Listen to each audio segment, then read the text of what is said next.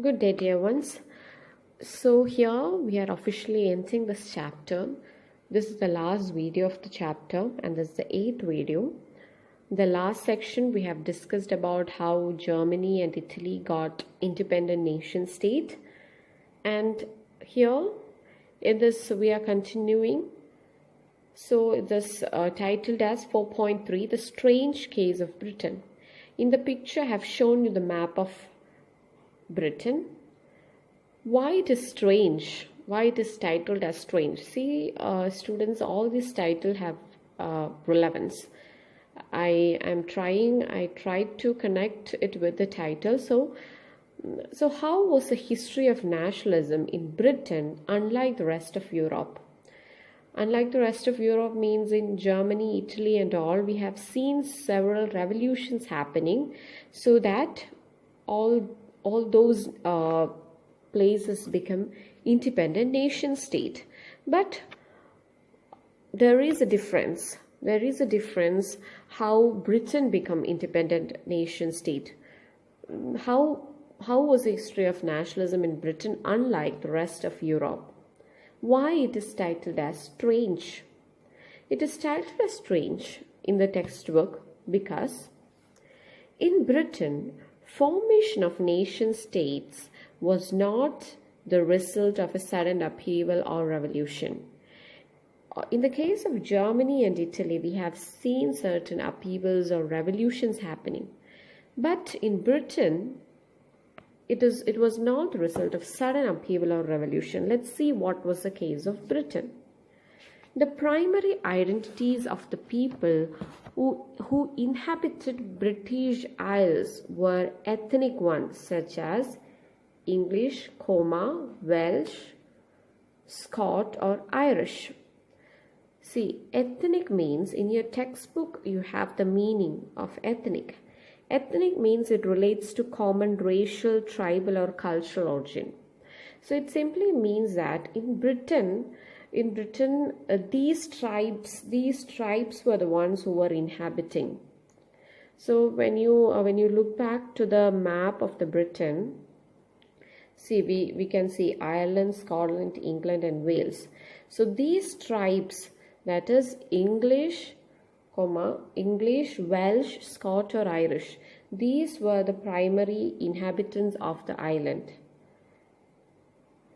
So what happened is that the Act of Union 1707, please note that here. So this Act of Union happened, 1707 happened between England and Scotland. This resulted in the formation of United Kingdom of Great Britain. Please note this, the Act of Union 1707 resulted in the formation of the United Kingdom of Great Britain, which meant that England was able to impose its influence on Scots. So we have English, Welsh, Scot and Irish. So with the Act of 1707, Union Act 1707, English could impose its influence on Scottish people. So primarily these were all tribes. So English could impose its influence on Scotland or Scots.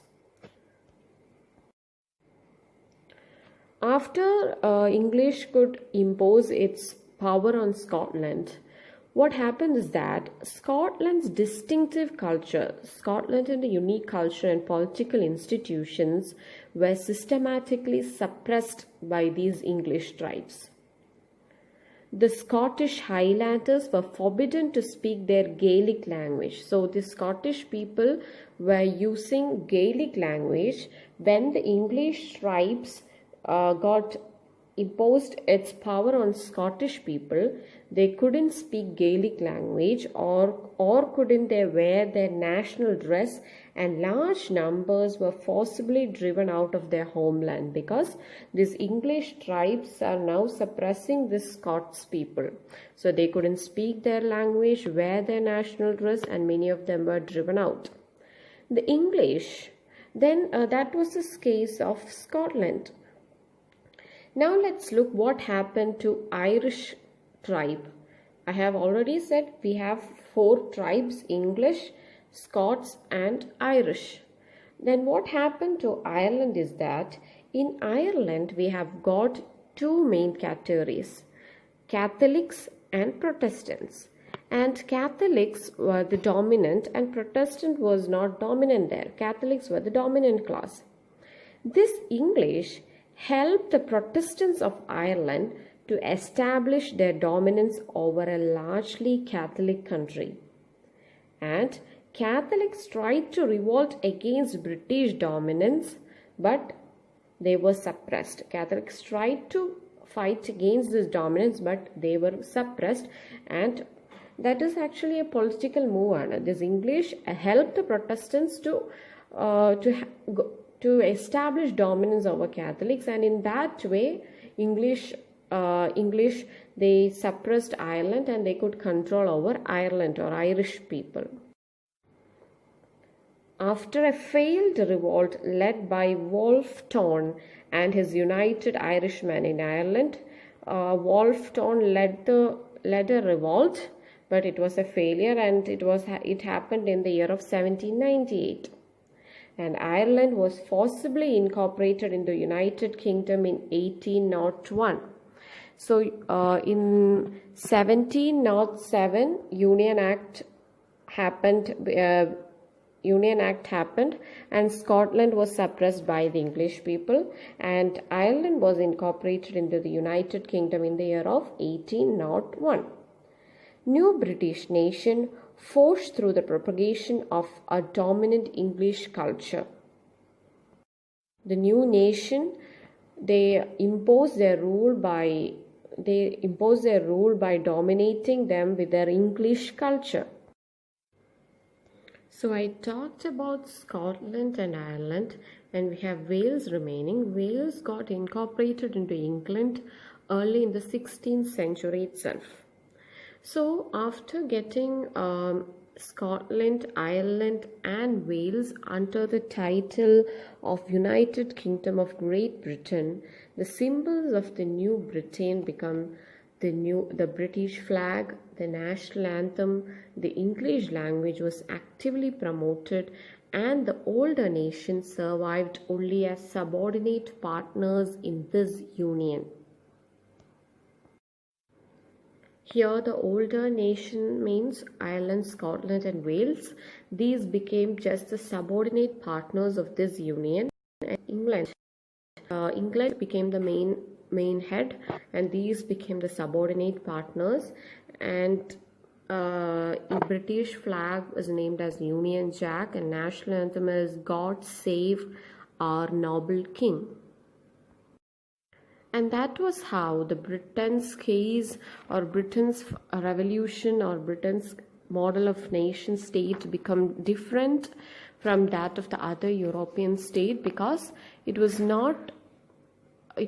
became a nation state not through a sudden upheaval or revolution, but by suppressing other tribal groups by one state, that is English. It became a nation state, independent nation state, by the suppression of one tribe over the others. The tribe English over Welsh, Scot or Irish. And moving on, the fifth heading, that is visualizing nation. So this topic is somewhat different from what we have learned till now. That is, this topic deals with how the nation was represented, how the nations are represented. Artists in the 18th and 19th centuries found a way to personify nation. That means, that is how to portray nation. How did they portray nation through their works? They portrayed nation as female figures. The artists of 18th and 19th century, they portray nation as female figures. These female figures does not stand for any particular woman of real life, but these female figures could give an abstract idea of nation a concrete form. Abstract idea means idea which is existing only in thought, which does not have a physical or concrete existence. See, for example, an abstract idea is love. Love is actually an abstract idea. We can't point love by pointing on a physical object. We can't say this pen is love. No, we can't point love. It's actually an abstract ഒരു idea മാത്രമാണ്. നമുക്കൊരു ഒരു ഒരു സാധനത്തെ തൊട്ടിട്ട് അത് ലവാന്ന് കാണിക്കാൻ പറ്റില്ല. So these female figures were doing that. Nation, the idea of nation is actually abstract. We can't point and say this is nation or that is nation. So what they try to do is that they were trying to make the abstract idea of nation, give an abstract idea of nation a concrete form. Concrete means something which we can touch or something which we can see. So they tried to give abstract idea of nation a concrete form through these female figures, statues or pictures. This female figure became an allegory of nation. Allegory means when an abstract idea, see abstract idea, other abstract ideas, greed, envy, freedom, liberty. When an abstract idea is expressed through a person or a thing. An allegorical story has two meanings, that is one literal and one symbolic. See, for example of an allegorical story, I would tell a movie's name, that is a Malayalam movie, Jallikattu. Some of you might have seen the movie, so it's an example of allegorical story. At the peripheral meaning, it is hunting, the whole village is hunting for an animal. But that's just a literal meaning or the peripheral meaning, and it turned to fight and all. But symbolically it is suggesting, or it is actually showing the animalistic behavior of the man and how rational, less irrational behavior of the man. They are just at the end we can see that the animals are more reasonable or rational than man. That's what we could end up. The end of the story is the irrational behavior of the man. That's what the story is actually showing us. But at the peripheral or literal level, it's just the fight, or it's the whole village is going after an animal and it is ended up with a fight. But the story is showing the irrationality or irrational behavior of the man. That's the symbolic meaning. So that's what allegory is. So the female figure became an allegory of the nation. Symbolically, they tried to portray nation as this female figure. This female figure in itself contained the idea of people's nation. Let's see how it is. During French Revolution, artists used female figures to portray ideas such as liberty, justice, and republic through symbols. In France, it was christened Marianne, underlining the idea of people's nation with characteristics drawn from those of liberty and republic. This is actually a picture of Christine Marianne. It's taken from the textbook. So how did this female figure shows the idea of liberty and republic? It's through her red cap, the tricolor, and the cockade. Statues of Marianne were erected in public squares to remind the public of the national symbol of unity and to persuade them to identify with it. In Germany, it is Germania became the allegory of the nation. So this is a picture or statue of Germania. It is also taken from your textbook. So this picture or painting of Germania, the artist prepared this painting of Germania on cotton banner, as it was meant to hang from the ceiling of the church of St. Paul, where the Frankfurt Parliament was convened. So this picture or this particular painting was hanged in the church of St. Paul, when the Frankfurt Parliament was held. In Germania, this was a Germania, or this female figure, Germania, became the allegory of the nation. And the importance of this Germania was that she was wearing a crown of German oak leaves, as the German oak stood for heroism, so that the people could relate with this statue. And this oak leaves or the crown of oak leaves, it symbolizes heroism. So this is also taken from your textbook, different symbols and what does that mean. Symbols are visual image that represent something other than itself. It may be represented using an object, picture, written word, sound, or a particular mark. So I will give you one example which you guys can relate more into.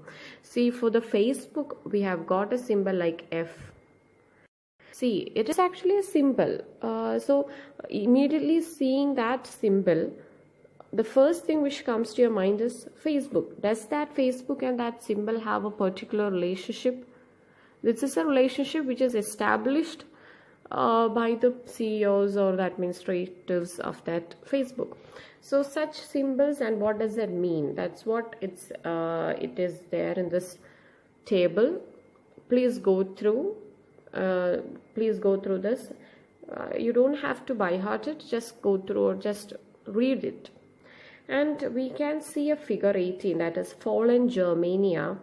Fallen Germania, this is the painting of fallen Germania. Here it's fallen Germania. Why it's fallen? I already said Germania, the female figure, Germania, it represents a nation. It's an allegorical representation. Why it is fallen? It is because the fallen woman with crown, and we can see a standard thrown away. Since German people, they expected to be unified under one monarchy, but their expectation was crushed when the offer of crown to King Friedrich Wilhelm IV by the Frankfurt Assembly was rejected by the king. He rejected its crown. He rejected the crown, right? It symbolizes the loss of hope.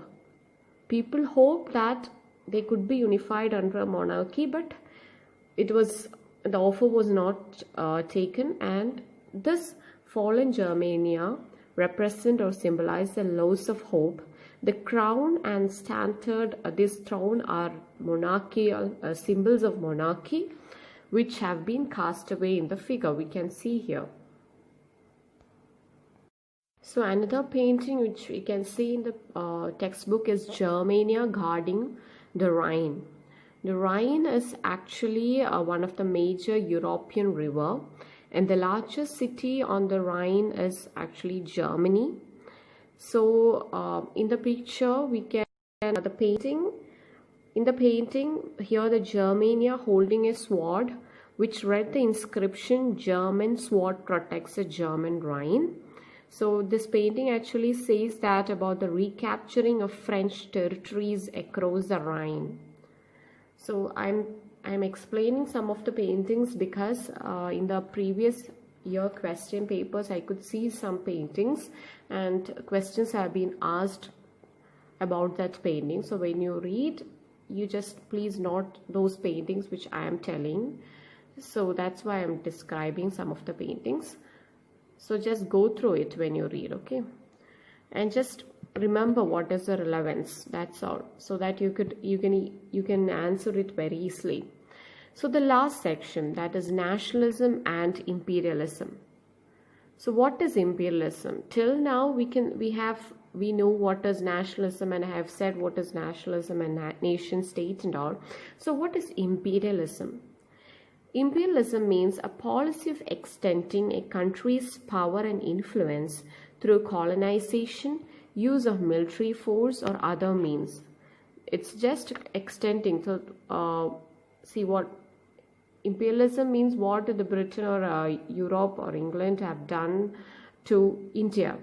That is extending countries' power and colonization. That's what meant by imperialism.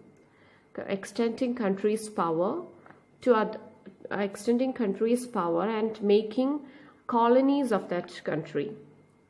By the last quarter of the 19th century, nationalism no longer retained its idealistic liberal democratic sentiment of the first half of the century, but became a narrow creed with limited end. So the last quarter of the 19th century, in Europe, nationalism was not longer that idealistic liberal or democratic sentiment ഒന്നും അല്ല.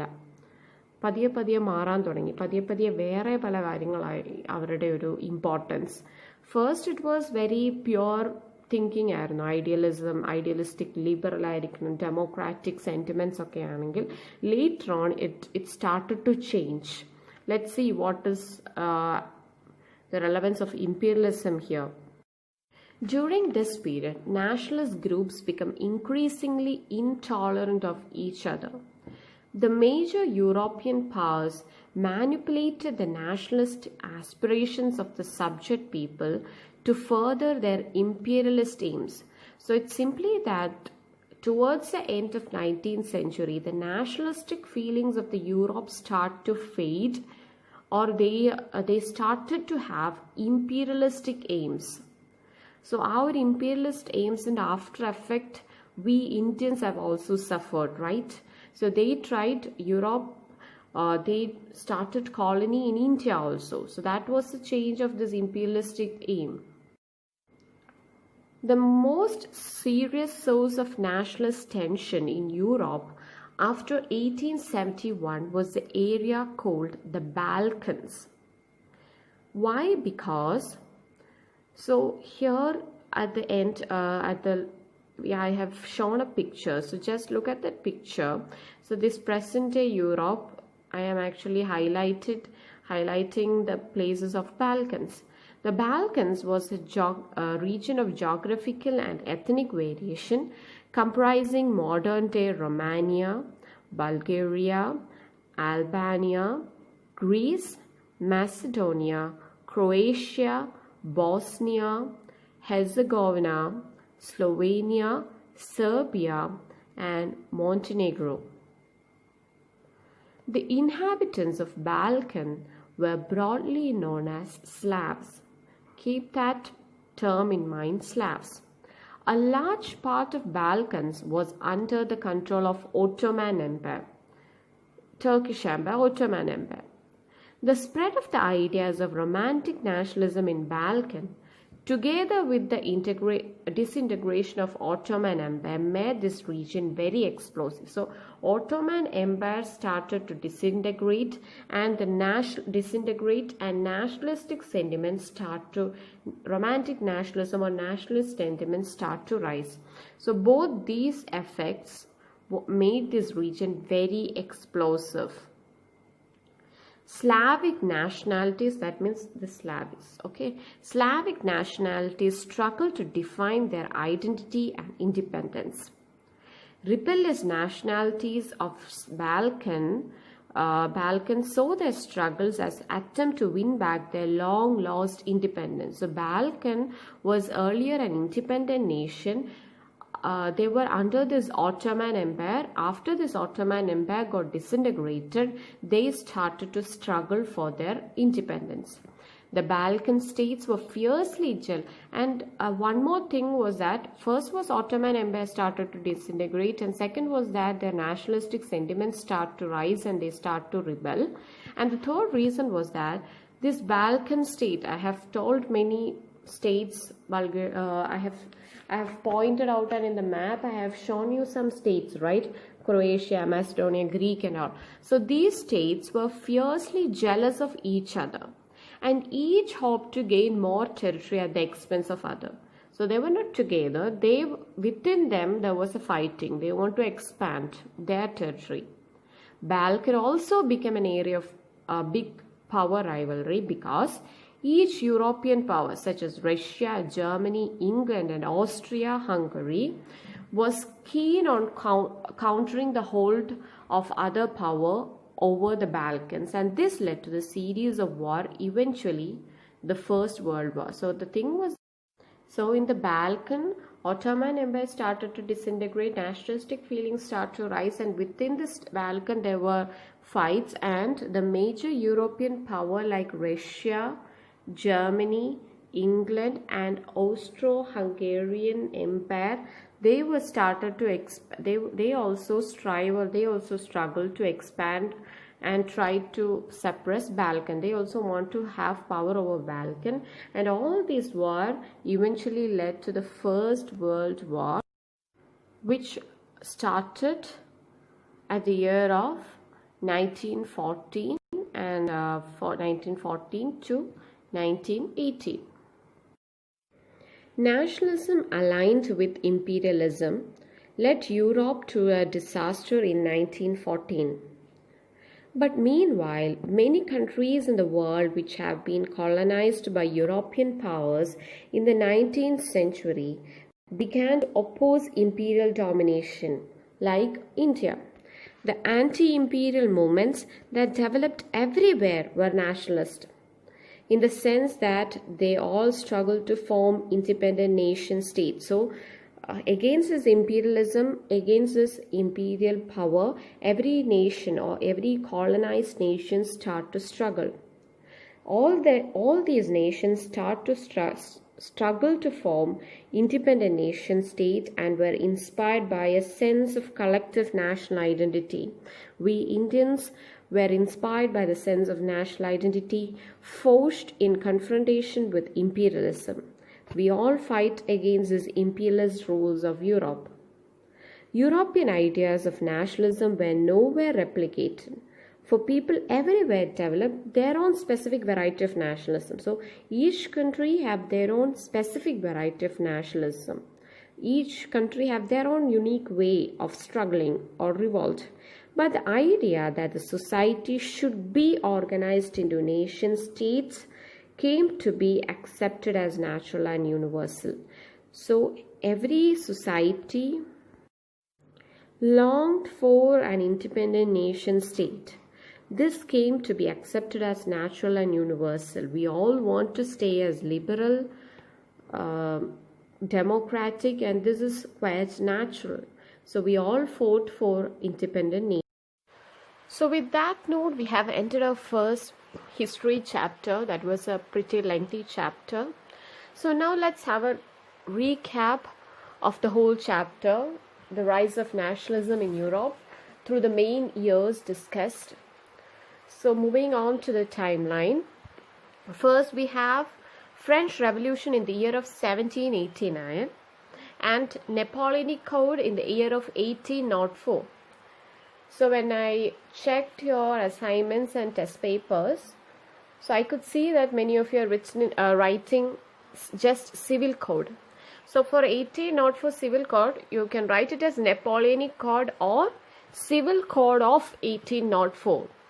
Don't write it as simply. Don't write simply as civil code. You should mention the year also if you are writing it as civil code. Civil Code of 1804. Then in 1815, Napoleon was defeated at the Battle of Waterloo. And in the same year, we have Treaty of Vienna in the year of 1815. And the Treaty of Vienna was hosted by Austrian Chancellor Duke Metternich. And it undoes most of the changes that had came about in Europe during the Napoleonic Wars. And it was again a coming back of conservative regimes. And in 1821, its Greek War of Independence started. And it actually, 1821, it actually ends up in 1832 with the Treaty of Constantinople. And in 1830, July Revolution happened in France. Greek War of Independence at Greece, and in July Revolution in 1830 happened in France, and it resulted in the constitutional monarchy led by Louis Philippe. And the same year, after this revolution and all, there was economic hardship was there in Europe, all over the Europe during the year of 1830. And in 1832, it's Treaty of Constantinople, which comes so that the war of Greek War of Independence comes to an end with this Treaty of Constantinople of 1832. And in 1834, we have Solvereign.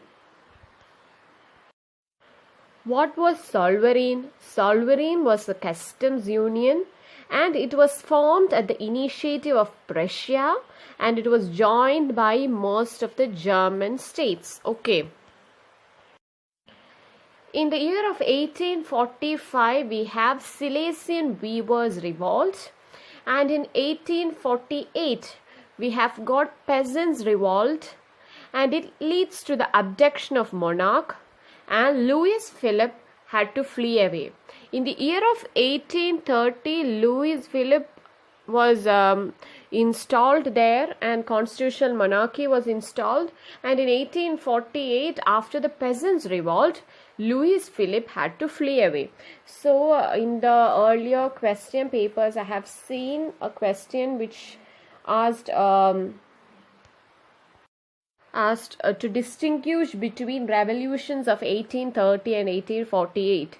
There are actually 4 main differences, and I will give you that difference in 2 columns in the notes which I will be attaching with this video. So please go through that note also.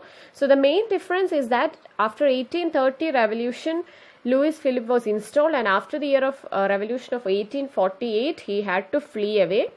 And the revolution of 1830 was led by liberal nationalists belonging to educated middle class elite, and the revolution of 1848 was started by peasants revolt, right? So it was started by poor, unemployed, starving peasants and workers. So more notes I will be giving with the note which I will be attaching with this video. And in the year of 1848, the same year, in 18th of May, so this peasants revolt and abduction of monarch, these happened in France. Okay, France. And the same year in 1848, in the 18th of May, Frankfurt Parliament was convened at the Church of St. Paul in Germany, and this happened in France. And in January 1871, what happened in Frankfurt Parliament? Our Prussian, this king, Friedrich Wilhelm IV, the king of Prussia, he rejected the throne, and it leads to some revolutions and all. And what happened after that is that in 1871, January 1871, Prussian king William I, he was proclaimed as the German emperor. So both the kings are different, okay, not that. In Frankfurt Parliament, Friedrich Wilhelm IV was the one who rejected the monarch, and in 1871, German emperor is William I. That's the case of Germany. And coming to the case of Italy, in 1859, Sardinia Piedmont succeeded in defeating Austrian force with the help of Count Cavour. And in 1860, Garibaldi, he succeeded in driving out the Spanish forces at the south. This is a case of Italy, okay. And in 1861, Victor Emmanuel II was proclaimed as the king of United Italy. So we have seen the Germany's case and Italy's case, and we say that it's a strange case of Britain, right? Britain had a strange case because one tribe was actually dominating the force on the other 3 tribes. So what happened there is that 1707, here I'm mixing up the years, so that why? Because is that I want to save that continuity, or else you will be more confused. So in 1707, this is something which is happening in Britain, okay. In 1707, the Act of Union, and this Act of Union was between England and Scotland, and this resulted into the formation of United Kingdom of Great Britain. You have to keep note of this year. And after, so now England and Scotland is united right now. And in 1798, Revolt was led by Wolfe Tone and his Irishmen because English tried to dominate Ireland. And in 1801, Ireland was incorporated into United Kingdom. And at last we have seen the Balkans case, right? Nationalism and imperialism. Under that topic, we have discussed about the case of Balkan. 1871, nationalist tensions was arising in Balkan, and there were many revolts actually happened. All these revolts finally leads to the First World War, which started at the year of 1914 and it ends up in 1918. So that was the end of this chapter. Hope you have understood what we have discussed till now. If you have any doubts, please feel free to ask, message. And thank you for listening. So we will be starting our next video. We will be starting a first chapter of civics. So please read at least 2 or 3 pages, 2 pages of that first chapter. And thank you, students. Thank you for listening. And happy learning.